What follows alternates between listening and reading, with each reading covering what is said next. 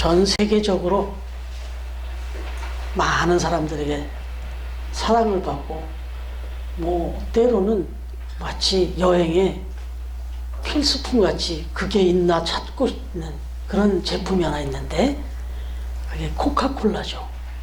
코카콜라 정말 정말 뭐 가보면 저도 그 중국에 뭐 여행을 간 적이 있는데 아우 그 물을 믿을 수가 있어야죠. 심한 갈증을 생각할 때 떠오른 거 하나는 콜라였어요. 그 정도로 지금 이제 아주 전 세계적으로 딱 각인이 되어 있는 이 코카콜라가 한번 엄청난 위기를 경험한 적이 있습니다. 인터넷 쳐보면 그 사건이 아주 중요한 사건으로 기록되어 있습니다. 뭐냐면 이 코카콜라가 1985년에 이게 거의 99년 됐을 때랍니다. 1886년에 코카콜라가 시작을 해가지고 1985년 이때 새로운 콜라를 출시를 했답니다. 뉴 코크. 근데 이게 이제 출시를 하기 전에 거의 100년 가까이 해온 콜라, 청량음료 이 메뉴를 바꾸려고 할 때 뭔가 이제 변화가 필요하다고 생각했겠죠. 그래서 이 새로운 콜라 뉴 코크를 개발한 거예요. 근데 이걸 그냥 바로 출시할 수가 있어야죠. 중요한 변화인데. 그래서 시험 테스트 할 사람들을 여러 명을 데려다 놓고 또 자기들 관계자들 놓고 블라인드 테스트를 한 겁니다. 눈을 가리고 뉴코크와 올드코크를 동시에 섞어 놓고는 시음을 한 거예요. 그래서 어떤 것이 더 반응이 좋은지, 어떤 것이 더 좋게 맛있다고 평가하는지를 그걸 했는데 압도적으로 어떤 게 결과가 나왔냐면 뉴코크가 단연 압도적으로 맛있다 이런 결론이 나온 겁니다. 뭐 압도적이었다고 그래요. 그 결과가. 그래서 회장님조차도 야 성공했다. 새로운 뉴코크의 신제품에 성공을 했다. 이렇게 확신을 가지고 뭐 고민할 것도 없이 바로 출시를 했답니다. 그리고 당연히 올드코크는 단종을 한 거죠. 그런데 결과는 어떻게 됐을까요? 지금 설교 제목에 뒤에 뭐 하나 나왔죠, 단어가. 이 얘기 하려고 지금 이 이야기를 드리는 거예요. 대실패를 했습니다. 예. 아, 맞습니다. 예. 아, 그래요? 예. 사울, 바울, 예. 이름이 바뀐 거니까 같은, 예. 제가 오타를 한 것 같은데, 제가 바울로 한다는 게 사울로 썼네. 예. 그냥 사울, 바울 그냥 늘 친숙하게 하다 보니까, 예. 바울의 실패 맞습니다. 바울의 실패. 사울이 바울의 전 이름이 사울이니까 그렇게 이해하시고, 최악의 악명 높은 실수라고 이렇게 떠요. 인터넷 쳐보면 이 뉴코크. 여러분, 그래서 이 회장이 엄청나게 당황을 한 거예요. 그래가지고 분석을 해본 거죠. 도대체 그렇게 맛있는데, 올드코크에 비해서 뉴코크가 그렇게 맛있는데 왜 이런 대실패를 하고 이렇게 됐을까? 분석을 해보니까 심리학적인 요소가 있었다. 이렇게 분석이 된 거예요. 심리학적인 분석에 보면 사람들의 심리 속에는 과거 것에 대한 점수를 더 많이 주는 경향이 있다는 거예요. 올드에 대한 그 향수가 엄청난 그런 욕구로 작동하는 그런 게 있다는 거예요. 마케팅 심리학적으로도. 그래서 그건 지금도 우리가 경험하는 거예요. 한정판이라고 하죠. 마케팅 전략 중에 아예 리미티드 마케팅 전략이 있어요. 딱 출시할 때 이미 이거는 100개 한정. 이번에 출시하고 딱 끝낸다는 거예요. 더 이상은 이제 이 물건을 만날 수 없다라고 하는 딱 한정판을 더 놓으면 이게 오픈런이라는 상황이 벌어져요. 막 매장이 문 열기도 전에 그거 출시하는 그날 막 전날부터 가서 줄을 섰다가 그걸 사려고 하고, 그리고 그게 막 순식간에 가격이 팍 폭등을 하고, 이런 거. 이런 심리가 소비자의 심리에 타분이 있다는 거예요. 그러니까 분명히 맛은 뉴코크가 더 맛있는데, 막상 이제 블라인드 테스트를 받고, 그리고 일반 소비자들은 블라인드가 아니잖아요. 그냥 보는 순간에 그 올드 코크에 대한 향수가 막 발동을 한 거예요. 이건 아니다 이거예요. 맛을 떠나서. 그래가지고 소비자들이 이 올드 코크를 다시 만들어 달라, 막 데모를 했다네요. 막 데모를 할 정도로 그런 상황이 벌어졌다는 거예요.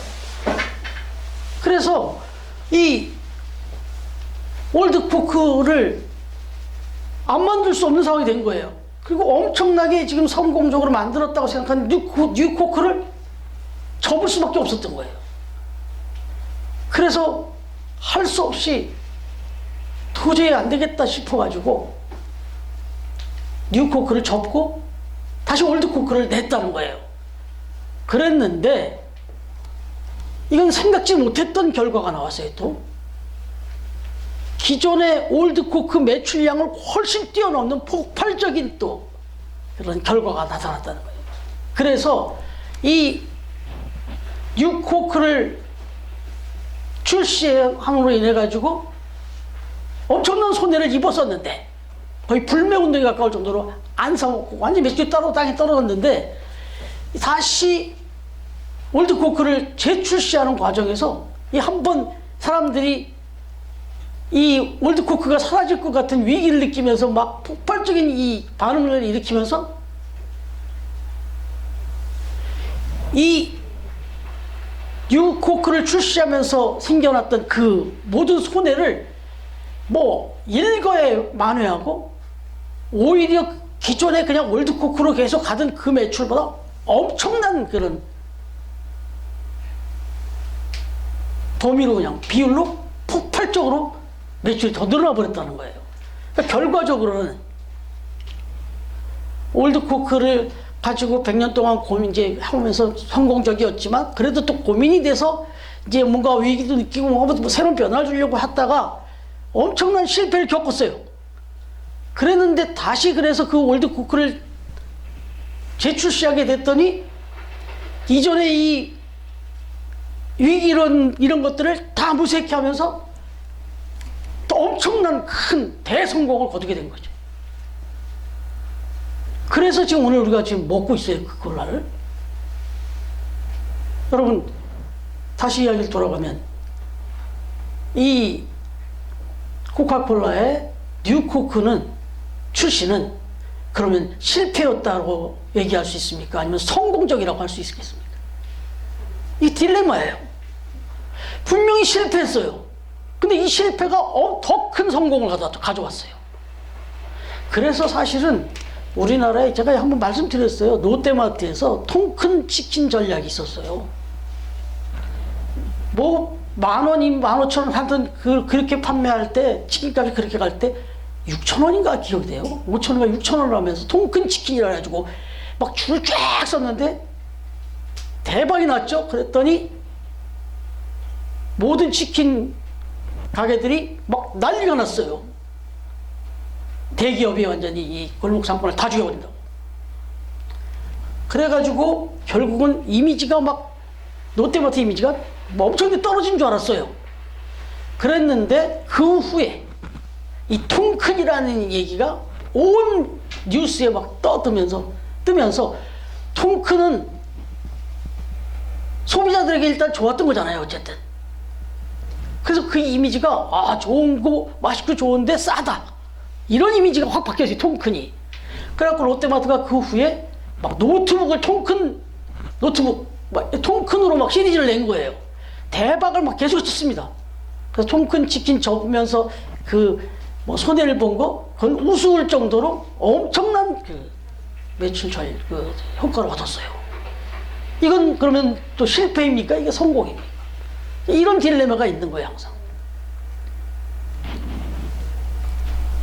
여러분, 이걸 우리가 또 사자성어로는 전화위복이다, 뭐 이런 얘기도 하는데, 오늘 이제 나누려고 하는 말씀으로 들어가면, 우리가 지지난주 아니 지지난주에 살펴본 대로 보면 이 에피큐로스 학파와 스토아 학파, 철학과 종교의 높은 지식과 대단한 열정에 심취해 있었던 이 아덴 사람들을 만나서 복음을 전했잖아요.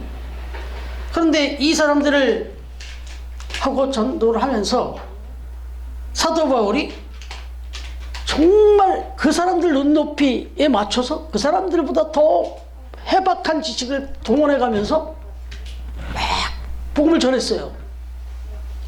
그런 철학을 무색해할 정도로 멋있게 복음을 전했단 말이에요. 그랬는데 그 결과가 오늘 나와요. 그 결과가 오늘 말씀에 어떻게 나오던가요? 교회도 세우지 못했습니다. 그리고 불과 몇 명, 소수의 결신자를 얻는데 그치고 말았어요. 그야말로 지금까지 그 고난과 고통을 당하면서도 승승장구했던 이 사도 바울이 아주 쓴맛을 봅니다.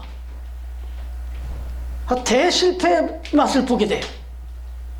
정말 의기소침해지고, 또 우리가 묵상한 대로 막 두렵고 떨었다, 이런 얘기도 나올 정도로 되고 아주 의기소침해져요. 다운이 돼요.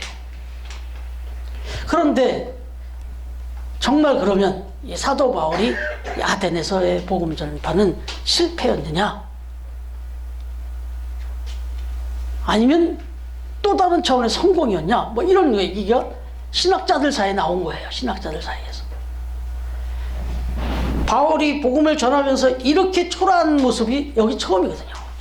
그러니까 이런 신학자들이 그런 평가가 나왔어요. 그래서 실패로 보는 학자들이 있고 실패로 보지 않는 학자들이 있다.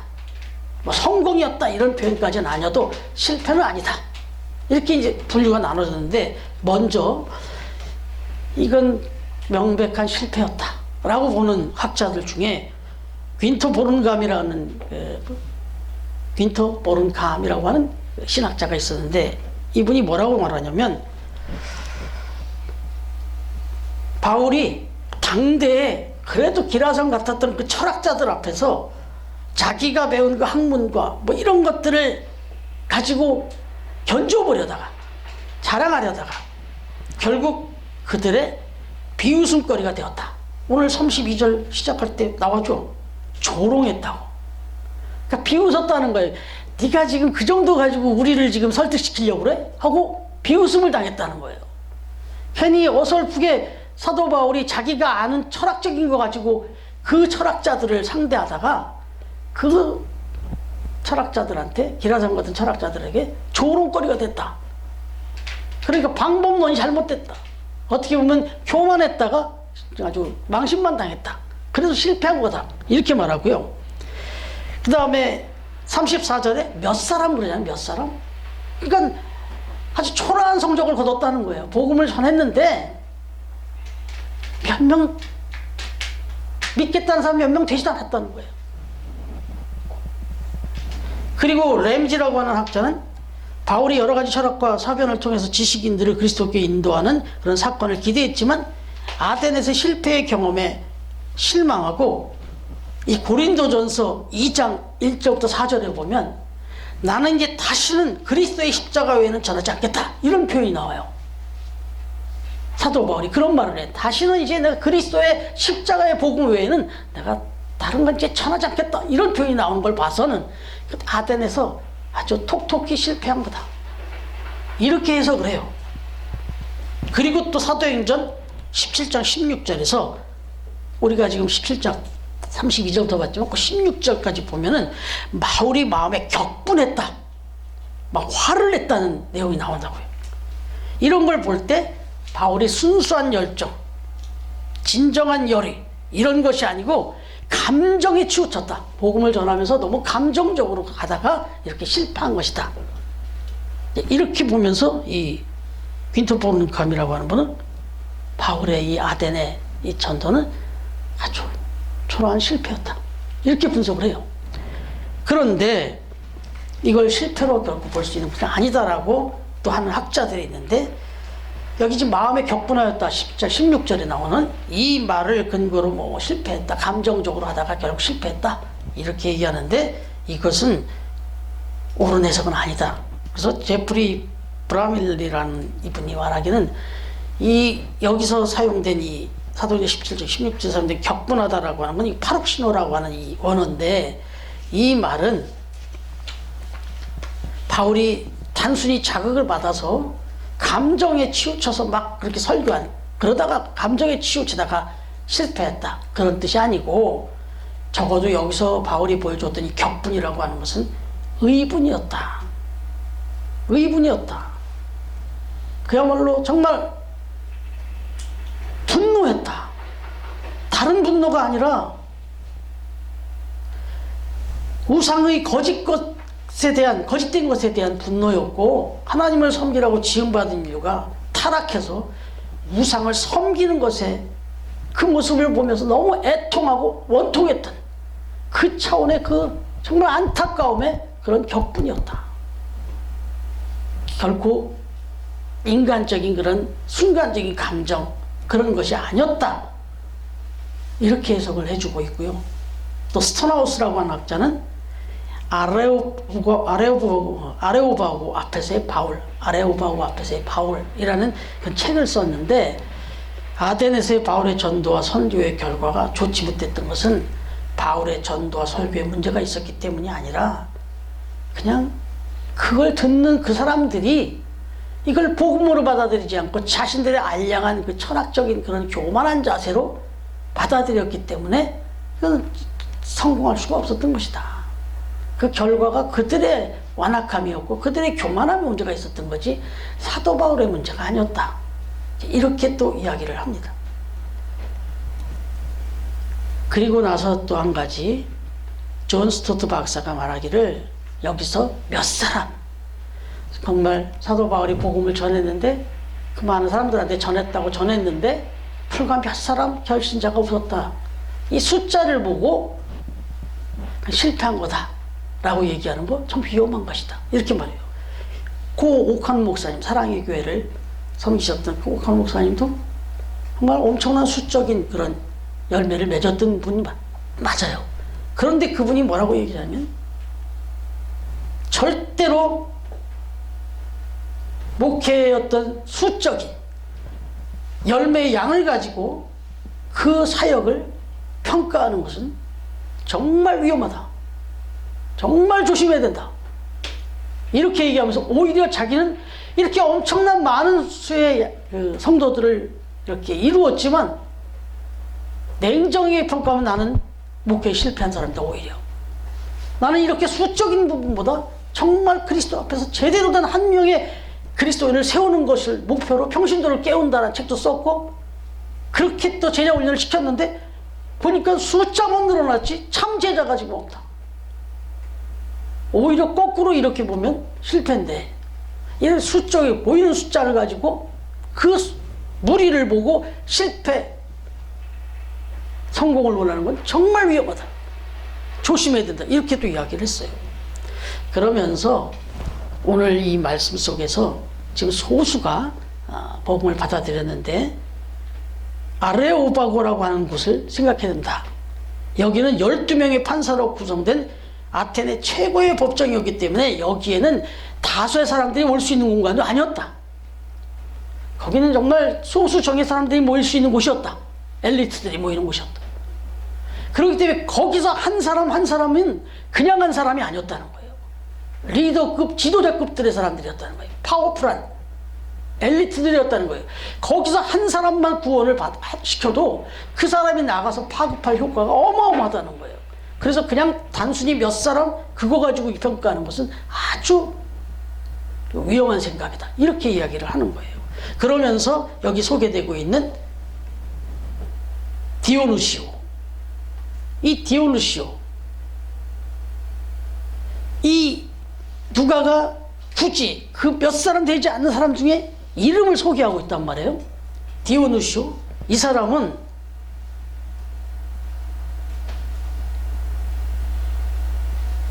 비록 소수였고 아주 작은 한 사람 두 사람이었지만 이 사람은 특별한 권위를 갖고 있었던 사람이다라는 거예요. 그리고 다말이라고 하는 사람도 훌륭한 신분을 가진 여자였고, 그래서 전승에 가면 디오누시오는 회심한 후에 계속해서 바울에 의해 교육을 받고 마침내 아덴에 아주 첫 감독이 되고, 그리고 그야말로 고린도 교회에 나중에 감독이 되는 아주 큰 인물로 쓰임을 받았다는 거예요. 그리고 나중에 AD 95년에 도미시안 황제 때는 목숨을 걸고 그걸 순교를 하는, 그래서 그리스도의 그 복음을 온전히 이루는데 크게 쓰임받는 그런 큰 인물이 되었다는 거예요. 이걸 가지고 몇 사람이었다고 과소평가하고 실패로 논하는 것은 정말 어리석은 것이다, 이렇게 말했다는 거예요. 그러면 두 가지 논 중에서 여러분들은 어떤 생각이 드십니까? 실패를 보는 학자들의 주장과 실패를 보지 않는 학자들의 견해. 다분히 제가 말씀을 지금 전하는 이유가 후자의 내용 아니겠습니까? 여러분 다시 한번 생각해 보면 이 부분을 좀 더 확실하게 우리에게 또 한번 각인을 시키고 싶어서 예를 하나 더 들어드리면, 너무나 잘 알려진 이야기죠. 에디슨의 실패. 뭐 에디슨의 이야기가 참 많이 있지만 이 발명왕 에디슨, 이 사람 사실은 발명왕이라는 표현보다 실패왕이죠. 한번 생각해 보세요. 에디슨이 그 백열등의 필라멘트, 그 백열등의 전구에 그 불을 밝히는 그 필라멘트를 발명하기까지 이런 일화가 있죠. 조수가 선생님, 저 필라멘트라는 것을 발명해 보겠다고 우리는 지금 벌써 90여 가지가 넘는 실험을 해봤지만 90여 가지의 재료를 다 갖다가 시도를 해봤죠. 시도를 했지만 실패하지 않습니까? 이젠 더 이상 이 노력은 의미 없는 것 같은데, 어리석은 생각이 될 텐데 이제 그만 중지하는 것이 어떻겠습니까? 이렇게 이야기를 했다는 거죠. 그랬더니 에디슨이 대답하기를, 무슨 소린가? 자네는 그것을 왜 실패라고 이야기하는가? 왜 실패라고 생각하는가?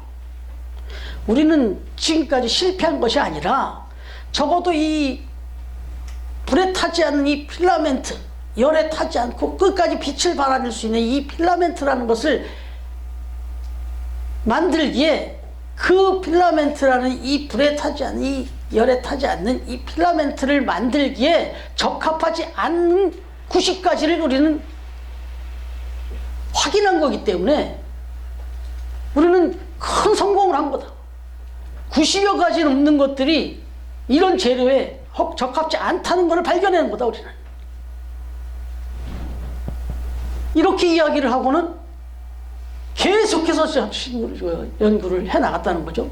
그래서 무려 2399번의 실패를 계속 반복한 후에 마침내 2400번째 이 불에 타지 않는 이 필라멘트를 발명하기에 이르렀다. 이거 우리가 잘 아는 이야기입니다.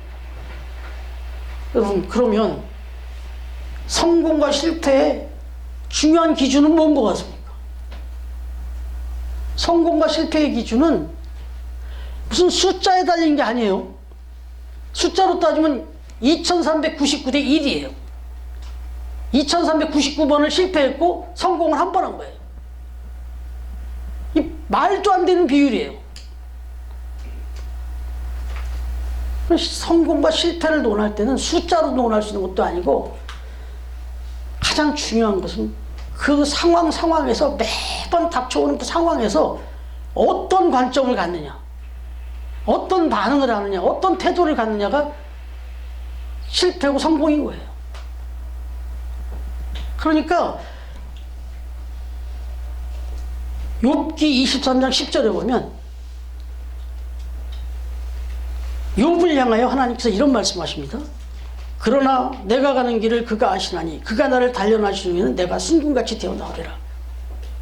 욥이 고백하는 거예요. 자기 인생의 삶 속에서 여러 고난이 옵니다. 여러 가지 고통이 와요. 마치 세상 사람이 보면 그 친구들이 보면 실패한 거예요.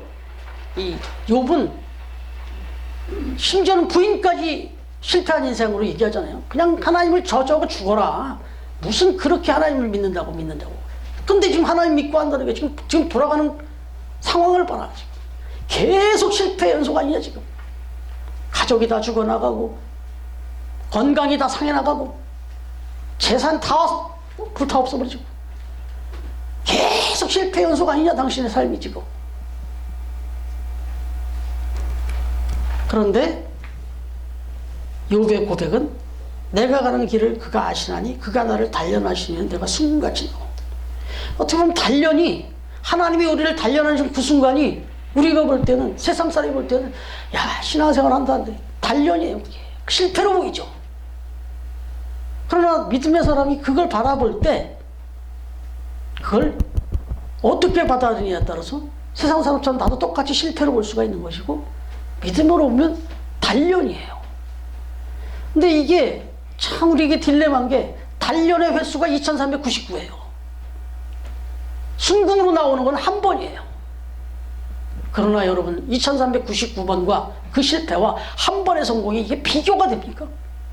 게임이 안 됩니다. 이게. 그래서 우리가 믿음으로 사는 겁니다.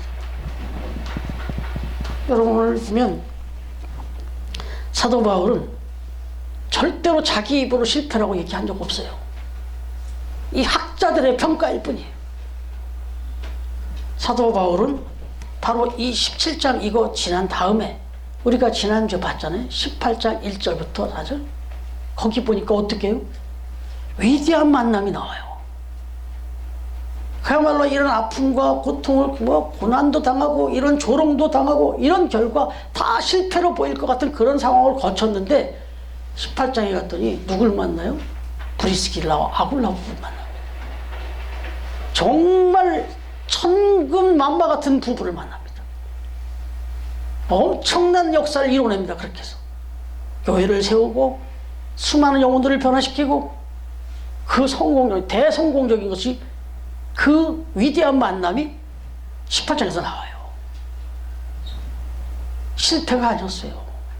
연단이고 단련이고 정말 세상의 평가 기준과는 다른 차원의 성공을 하나님이 계속해서 이루어 주시더라 이거죠. 여러분 이 아덴에서의 전도와 설교를 통해서 또 한 번의 이 사도 바울의 복음 전도의 노하우를 얻게 됩니다. 아, 이 사람들에게 복음을 전할 때 이런 반응이 올 수 있다는 거, 저런 건 다 그게 노하우가 돼요. 그래서 5년 후에 이어진 3차 전도 여행을 갈 때는 이걸 바탕으로 해서 아주 효과적으로 멋있게 복음을 또 전하고 위대한 결과들을 얻어요. 3차 전도 때는. 그리고 나중에 10년 후에 로마에 들어가서 마지막 전도 여행을 할 때 유럽에 복음의 꽃을 피우는 온 로마를 변화시켜 놓는 그런 역사를 이뤄냅니다. 여러분 하나님께서 우리 믿음의 사람들에게도 그냥 실패같이 보이는 게 많이 보입니다. 제 인생만 봐도 실패의 연속이었어요. 너무 많은 실패를 했습니다. 그때마다 저 스스로가 너무너무 힘들고 괴롭고 아파할 때가 있었어요. 하나님 앞에 이게 뭐냐고 그렇게도 한 적이 있어요. 하나님 제가 뭘 잘못해서 정말 나름대로 하나님 영광을 살아본다고 그러고 정말 열심히 최선하고 신실하고 성실하게 했는데 결과가 막 땅으로 떨어지는 거예요. 그런 일이 참 많았어요. 그러나 그 과정을 통해서 정말 신앙적인 노하우가 생겼어요. 야, 저 상황에서 저러면 그냥 죽는 줄 알았고 끝날 줄 알았더니 그 너머에 하나님의 엄청난 능력이 있다는 것을 그 사건 안 했으면 제가 못 경험했죠. 그 일을 와 이건 죽었다 생각했던 그 일이 다 놓고 이젠 끝났다 하고 딱 놨는데 그 끝이라고 생각한 거기에 하나님의 엄청난 능력의 손길이 있는 것을 알았어요. 이게 노하우가 됐어요. 그래서 감히 제가 여러분들 앞에서 이런 이야기를 할 수 있는 거예요. 이제. 이런 얘기를 할 수 있는 거예요. 지금 그 상황 속에서 절망하지 마라. 분명히 절망한 상황이에요. 정말. 그리고 막 내가 그동안 신앙생활해온 이 모습들이 막 흔들릴 수 있어요. 그런데 그게 실패가 아니고, 지금까지 내가 헛살아온 게 아니고 헛신앙생활한 게 아니고 이게 연단이었더라 말이죠. 그래서 엄청난 노하우가 내게 주어지더라 이거예요. 그래서 이제는 어떤 상황이 벌어져도 눈 하나 깜빡 안 합니다. 저 사람 뭐지? 이렇게 생각, 다른 사람이 볼 때 그런 느낌 받을 정도로 의연해졌어요. 흔들리지 않게 됐어요. 여러분, 그래서 한번 따라해 보시겠어요? 이 알프스를 넘었던 그 나폴레옹이라는 사람이 내 사전에는 불가능이 없다 그랬잖아요. 근데 한번 따라해 보세요. 믿음의 사람에게는 실패란 없다. 연단만 있다. 예, 지금 저와 여러분의 삶 속에 어떤 또 뭘 계획하고 뭘 추진하고 또 어떤 일들이 진행되는데 실패 같은 일이 벌어져요? 절대 실패 아닙니다. 그건 연단입니다. 더 큰 성공, 더 큰 감격, 기쁨을 예비하고 있다는 거죠. 그래서 10번 쓰러져도 괜찮아요. 30번 쓰러져도 괜찮아요. 2399번을 쓰러져도 괜찮습니다. 한 번의 성공이 이건 담아내야 되니까. 세상에서의 그 한 번, 한 건, 뭐 이런 의미가 아니에요. 하나님은 반드시 우리의 삶을 성공적으로 이끌어 주시는 그런 분이시다라는 이 믿음이 우리가 오늘도 살아가게 하는 거죠. 바랍니다. 우리 처음 교회를 바라보시면 우리도 자칫 이제 4년 차가 들어가요. 이거 4년이 지났는데도 숫자를 떼면 이게 딱 나오잖아요. 지금 제가 주보를 출력할 때 본의 아니게 숫자를 센단 말이에요. 그래야 주보 양을 적당하게 찍으니까. 그러다 보면 어떤 때 보면 막 20장도 찍고 20장도 찍은 적도 있었거든요. 지금 13장 찍고 있어요. 그러면 제가 무슨 생각이 들겠어요? 그 순간에. 조금만 더 이거 찍을 수 있으면 그런 상황이 됐으면 좋겠다. 막 주보가 모질라는 상황이 벌어졌으면 좋겠다. 저도 그런 생각이 들어요. 그런데 이건 정말 어리석은 생각이죠. 하나님이 아십니다. 우리 처음 교회가 정말 성공적으로 사역을 감당했냐 못 감당했냐는 하나님한테 달렸어요. 근데 우리는 지금 너무 감사해요. 우리 이 믿음의 식구들 정말 디오게네스, 이 디오누시오, 다마리, 그런 브리스길라, 아굴라, 그런 분들이 여기 앉아 계시거든요. 지금 그런 분들이 앉아 계시거든요. 이 가치를 제가 모르면 목회자인데도 돌아서면 계속 기죽고 디프레션 되죠. 그래서 목회자들 좀 큰 교회 목사님들 만나면 기죽고 이럴 수 있어요. 잘못하면 저도 바보같이. 여러분의 삶도 마찬가지예요. 믿음생활, 신앙생활 열심히 하고 있는데 신앙생활도 안 하는 그 어떤 누구를 만나요? 그래서 막 그런 얘기를 막 잘 나가는 얘기를 들으면 위축될 수 있어요. 이 믿음이 없으면. 그러나 여러분, 이 믿음을 가지고 가면 결국 마지막에 웃는 자가 웃는 거예요. 마지막에 웃는 자가 그게 승자죠. 하나님 그 승리를, 내 시작은 미약하였지만 내 나중은 창대하리라 말씀하시는 게 이게 신앙의 법칙이에요. 오늘도 이 사랑하는 처음 가족들 삶의 그런 모든 지경에서, 또 가정에서, 또 사업처에서, 그리고 우리 처음 교회 이 목회 현장에서 이 비밀을 마음속에 생각. 처음 교회의 사역에는, 앞날에는 실패는 없다. 우리 처음 가족들의 삶에는, 가정에는, 기업에는 실패는 없다. 위대한 성공만 기다릴 뿐이다. 이 믿음이 우리 마음속에 긍정의 이 믿음으로 딱 있을 때 우리가 항상 기뻐할 수가 있는 거고요. 그분 앞에 기도할 수 있는 것이고, 그래서 우리는 날마다 감사할 수 있다는 거죠. 다시 한번 이 믿음 우리에게 주심을 감사드리며, 또 이 믿음으로 살아가는 우리 처음 가족들 다 되어지기를 주님의 이름으로 축복합니다.